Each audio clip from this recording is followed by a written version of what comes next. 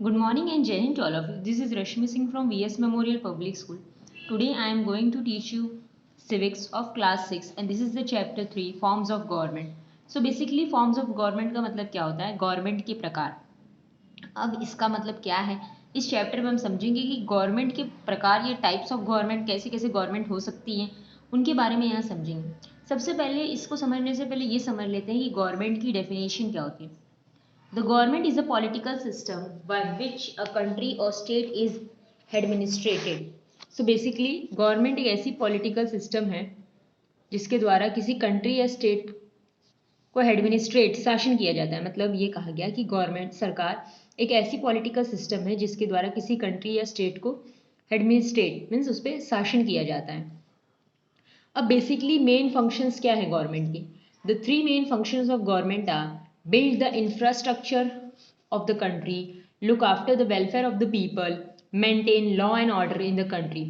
So basically तीन जो main infrastructure है फंक्शंस सॉरी वो ये हैं कि सबसे पहले तो जो रोड बिल्डिंग्स ब्रिजेस बनती हैं ये सब बनाने का काम किसका होता है? ये सब बनाने का काम गवर्नमेंट का होता है. लोगों की भलाई का ध्यान रखना कि किसी चीज़ से कोई प्रॉब्लम तो नहीं है, उन जो आपके कंट्री के सारे सिटीजन्स हैं वो खुश हैं कि नहीं, ये सब चीज़ों का भी ध्यान रखना किसका काम होता है? गवर्नमेंट का. और सबसे लास्ट और सबसे important law and order maintain करने का भी काम गवर्नमेंट का होता है. When we talk about the forms of government, we have to understand its power and function. The function of the government are carried out by its three organs: the legislature, which is law-making organ; the executive, which implements this law; and the judiciary, which see to it that these laws are carried out. So basically, आप पहले हम government के form जानेंगे या उनके बारे में बात करेंगे तो उसके पहले हमें ये समझना पड़ेगा कि उनके पावर्स एंड फंक्शंस क्या हैं. ठीक है. फंक्शन ऑफ द गवर्नमेंट, देखिए गवर्नमेंट के जो भी ये तीन फंक्शंस हैं या जो ऊपर तीन फंक्शंस देख रहे हो, इसे पूरा करने में तीन ऑर्गन्स हेल्प करती हैं. कौन कौन से? Legislature, executive, judiciary. लेजिस्लेचर का काम क्या होता है? लेजिस्लेचर का काम होता है लॉ मेकिंग ऑर्गन. लेजिस्लेचर में क्या आएगा? राज्यसभा, लोकसभा, विधानसभा, ये तीन ऐसे पार्ट है लेजिस्लेचर, इन्हें लेजिस्लेचर ही कहते हैं. ये जो नियम कानून बनाने का काम इनका होता है. ठीक है. जो भी रूल्स बनते हैं या जो भी संशोधन होता है संविधान में, ये सब करने का काम किसका होता है? इनका. राज्यसभा, लोकसभा, विधानसभा. बट द एग्जीक्यूटिव का मतलब क्या होता है? एग्जीक्यूटिव का मतलब होता है वो लोग जो इन नियम कानून को लागू करते हैं. जैसे लोकसभा राज्यसभा में कोई नियम लागू हुआ, मतलब हुआ कि हाँ अब जैसे 3 तलाक का नियम है कि हाँ अब 3 तलाक का नियम लागू करना पड़ेगा क्योंकि बहुत सारा ज़्यादा जो महिलाएं हैं उनके साथ बुरा व्यवहार हो रहा है. तो इन्होंने एक नियम बनाया. ठीक है. लोकसभा राज्यसभा से उसको पास करना पड़ता है. तो पास कैसे होता है? लोकसभा राज्यसभा की जो मेंबर्स होते हैं वो वोट करते हैं.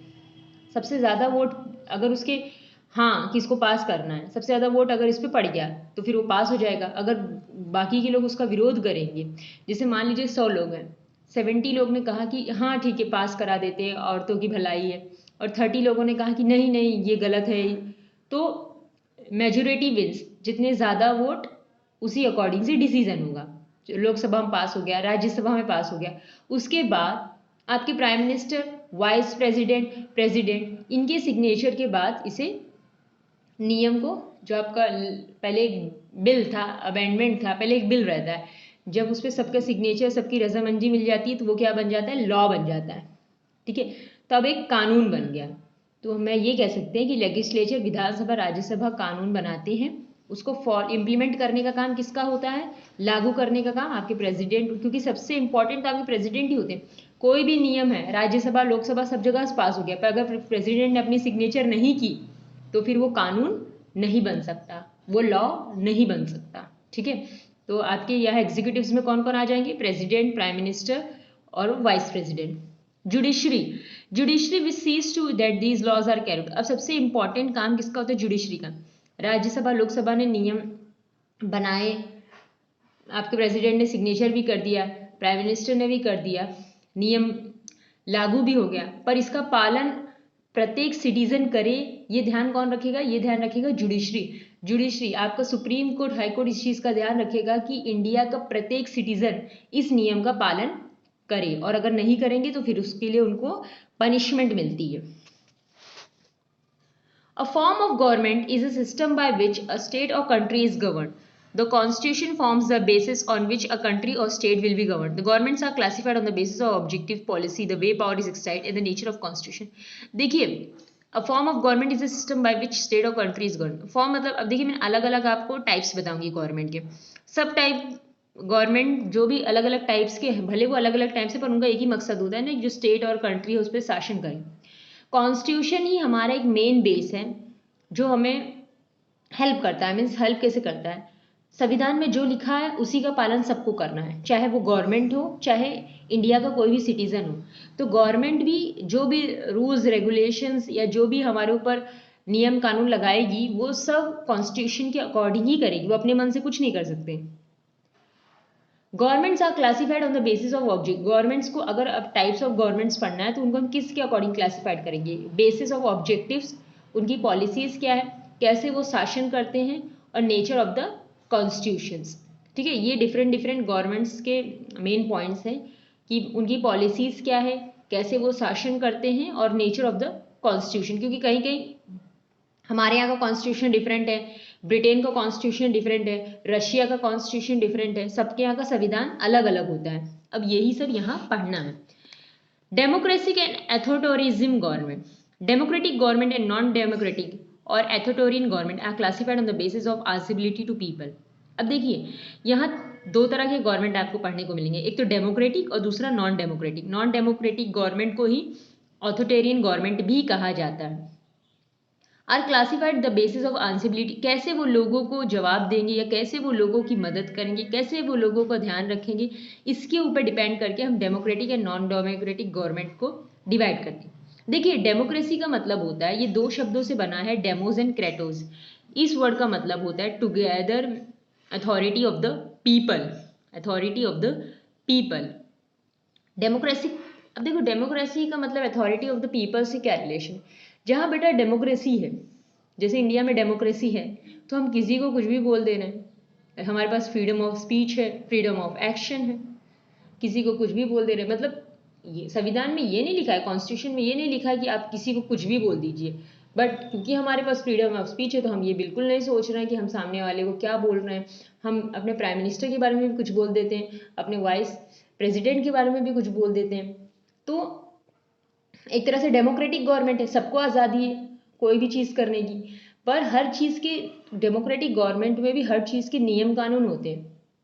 भले आपको फ्रीडम ऑफ स्पीच है, पर अगर सामने वाले ने आपको ऑब्जेक्शन उठा लिया कि आप मेरे बारे में ऐसे नहीं बोल सकते, और वो कोर्ट चला गया, तो फिर आपको प्रॉब्लम हो सकती है।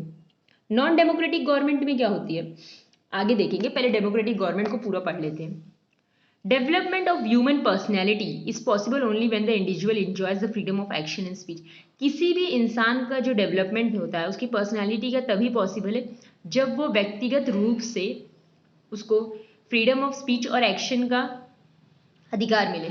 जैसे मान लीजिए आप घर पे हैं या आपके पेरेंट्स हैं, अब अगर मान लीजिए आपकी मम्मा को कोई प्रॉब्लम है, वह घर में कोई डिसीजन पे वो उनको बोलने का मौका ना मिले, तो इसका मतलब वो freedom of speech and action उन्हें इसकी आज़ादी नहीं मिल रही है।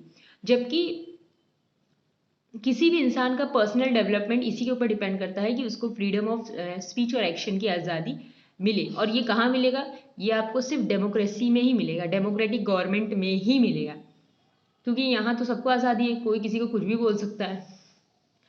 पर ऐसा होना नहीं चाहिए बच्चों, हमारे पास ये अधिकार है, पर इस अधिकार का हमें हनन नहीं करना चाहिए। हम, इसका मतलब क्या होता है कि जैसे मान लीजिए आपके साथ कोई गलत कर रहा है, ठीक है, तो वहाँ आपको बोलना चाहिए, वहाँ आपको फ्रीडम ऑफ स्पीच। कोई आपके साथ गलत कर रहा है तो आप उसके ऊपर फ्रीडम ऑफ एक्शन का मतलब ये नहीं कि उसके साथ मारपीट करें, आप उसके खिलाफ कंप्लेन करें, इसे फ्रीडम ऑफ एक्शन कहते हैं। हम चीज़ों को समझ, लिखा कुछ और रहता है, कहा कुछ और जाता है, हम समझते कुछ और है। अब फ्रीडम ऑफ स्पीच बोल दिए तो चलो जिसका जिसको मना है उसको कुछ भी बोल दे, तो ये हम गलत कर रहे हैं, ये इसे फ्रीडम ऑफ स्पीच नहीं कहते, इसे बदतमीजी कहते हैं। A democratic form of government helps to create such conditions.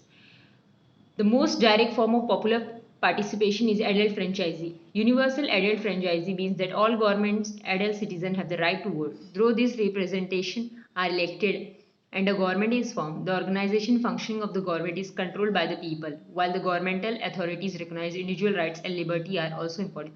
So basically adult franchisee या यूनिवर्सल एडल्ट फ्रेंचाइजी का मतलब क्या होता है कि किसी भी कंट्री के, या जैसे हमारे इंडिया के लीजिए, इंडिया के प्रत्येक सिटीजन को जिनकी उम्र 18 साल से ऊपर है उनको ये अधिकार है कि वो वोट दे सके, और वो वोट करके अपने रिप्रेजेंटेटिव को चुनते हैं और जिसके बाद सरकार बनती है, गवर्नमेंट बनती है। अगर पब्लिक वोट ही ना करे तो जीतेगा कौन, और जब कोई जीतेगा नहीं तो सरकार कैसे बनेगी। Organisation and function of the government is controlled by the people. Basically जहाँ डेमोक्रेसी होती है, जहाँ डेमोक्रेटिक गवर्नमेंट होती है, वहाँ सिटीजन ऑफ इंडिया या किसी भी कंट्री का सिटीजन ही सबसे इम्पॉर्टेंट होता है। जैसे हमारे कंट्री में डेमोक्रेटिक गवर्नमेंट है तो यहाँ हम ही सबसे इम्पोर्टेंट है। हमने उन लोगों को चुना है जो आज गवर्नमेंट में बैठे, वो अपने आप वहाँ नहीं बैठ गए। और अगर आज हम उनके बारे में बुराइयां कर रहे हैं तो हमको एक बार सोचना चाहिए कि हम ही ने तो उनको वोट देकर वहाँ भेजा है। While governmental authorities recognise individual rights and liberty और ऑल्सो, देखिए अधिकार सबका है, चाहे गवर्नमेंट का अधिकार है तो अधिकार हमारा आपका भी है। कोई हमारे साथ गलत करे ये नहीं है, गवर्नमेंट भी हमारे साथ गलत नहीं कर सकती, ठीक है। The word authoritarian means absolute obedience to authority. A small group of people, a particular social class or strong political parties control all the decision making in the government. Citizens are not allowed to raise any questions about the political institution and their method of functioning. Authority, obedience and other play an important part. Basically authoritarian government का मतलब होता है absolute obedience to authority. Authoritarian का मतलब होता है कि जो हमारी अथॉरिटी है, जो हमारी गवर्नमेंट है, वो हमें जो बोलेगी हमें वही करना पड़ेगा। A small group of people, a particular social class or strong political parties controls all the decision making in the government. एक छोटा सा ग्रुप, एक छोटे से ग्रुप के लोग या कोई पॉलिटिकल सोशल क्लास या स्ट्रॉन्ग पॉलिटिकल पार्टीज वही सारे डिसीजन बनाएगी। ऐसी कंट्री जहाँ अथॉरिटेरियन गवर्नमेंट होती है वहाँ लोगों को कोई अधिकार नहीं होता कि वो अपने व्यूज़ रखें, किसी के बारे में कुछ बोले। जो भी गवर्नमेंट कर रही है वो उनको पूरा अधिकार रहेगा। सिटीजन को कोई अधिकार नहीं कि वो गवर्नमेंट के ऊपर उंगली उठा सके, उन्हें वही करना पड़ेगा जो गवर्नमेंट बोलती है। जैसे एक तरह से तानाशाही, डिक्टेटरशिप्स कहते हैं ना, कि जो आप कुछ नहीं कर सकते, मतलब आप उस कंट्री के सिटीजन हो पर आपके यहाँ गवर्नमेंट ही सब कुछ है, गवर्नमेंट जो बोलेगी आपको वही करना पड़ेगा। इंडिया की तरह नहीं कि गवर्नमेंट बोलेगी आपको ये रूल करना है, जहाँ लिखा रहेगा यहाँ नहीं थूकना तो लोग वही थूक के जाते हैं। तो ऐसी कंट्रीज़ में जहाँ अथॉरिटेरियन गवर्नमेंट रहती है वहाँ रूल्स रेगुलेशन बहुत स्ट्रिक्ट होते हैं, गवर्नमेंट के अकॉर्डिंग ही हर काम आपको करने रहते हैं। जैसे नॉर्थ कोरिया देख लीजिए, आपने नॉर्थ कोरिया के बारे में सुना होगा ना, वो तो मैंने सुना है अपने अकॉर्डिंग लोगों के हेयर स्टाइल भी कटवाते हैं, उनके अकॉर्डिंग सब कपड़े भी पहनते हैं। तो ये सब अथॉरिटेरियन गवर्नमेंट होती है जहाँ लोगों को कोई अधिकार नहीं होता। Country likes Libya, Sudan and Myanmar are under military rule, however the peoples movement and popular uprising transition towards the democracy taking place in this government. So basically यहाँ क्या कहा गया, कुछ कंट्रीज जैसे लीबिया, सुदान, म्यांमार जो कि पहले military rule में थे। मिलिट्री रूल मतलब कि देखो बच्चों, जहाँ अथॉरिटेरियन गवर्नमेंट होता है ना वहाँ मिलिट्री का शासन ज़्यादा रहता है। वहाँ जो भी मेन डिक्टेटरशिप रहता है या जो भी वहाँ तानाशाह रहता है, वही उसकी पावर कौन होती है, उसकी सेना कौन होती है, मिलिट्री ही उसकी सेना होती है। पर ये कुछ कंट्रीज ऐसे दिए जहाँ पहले ये रूल था पर धीरे धीरे इसे ख़त्म करके डेमोक्रेटिक कंट्री बन गई। क्यों? क्योंकि वहाँ के लोगों ने जागरूकता फैलाई, अपनी आवाज़ उठाई डेमोक्रेसी के लिए और धीरे धीरे वो इसके लिए कामयाब हो गए। आई होप आपको ये समझ में आ गया होगा। इसके बाद मैं आपको पार्लियामेंट्री एंड प्रेसिडेंशियल सिस्टम के बारे में पढ़ाऊंगी और थोड़ा बहुत कॉन्स्टिट्यूशन के बारे में। तब तक के लिए जय हिंद।